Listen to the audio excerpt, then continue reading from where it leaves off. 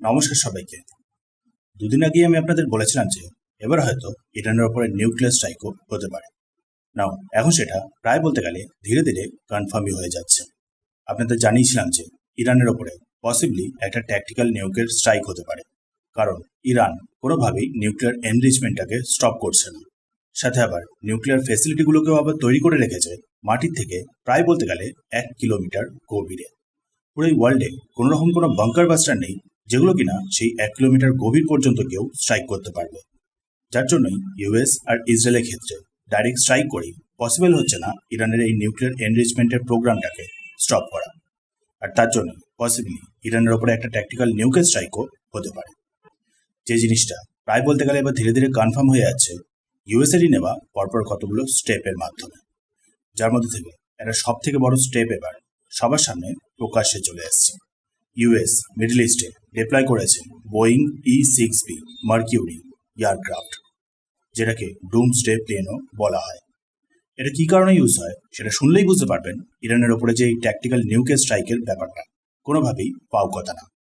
Boeing E-6B Mercury doomsday plane actually হলো ইউএসের যতগুলো নিউক্লিয়ার সাবমেরিন রয়েছে সেইগুলোর কমিউনিকেটর। মানে যেমন ধরুন আপনি ভালো মতনই জানেন ওয়ার লাইক সিচুয়েশনে এয়ারফোর্স বা নেভির ফোর্স বড় একটা চান্স থাকে কমিউনিকেশন পুরোপুরি ব্রেক হয়ে যাওয়ার। কোনো এয়ারক্রাফট বা কোনো সাবমেরিন হয়তো কোনোভাবে পুরোপুরি কমিউনিকেশনটাকে লস করে ফেললো, সেক্ষেত্রে পসিবল হয় না সেই এয়ারক্রাফট বা নেভির শিপটার সাথে কমিউনিকেট করা বা সাবমেরিনটার সাথে কমিউনিকেট করা, প্রপার কমান্ড দেওয়া। ইউএসের এই বোয়িং E-6B মার্কিউরি সেই কাজটাই করে। এক্সট্রিম সিনারিওতেও কমিউনিকেশন করতে কেপেবল জলের অনেকটা গভীরে সাবমার্জ নিউক্লিয়ার সাবমেরিনগুলোর সাথেও।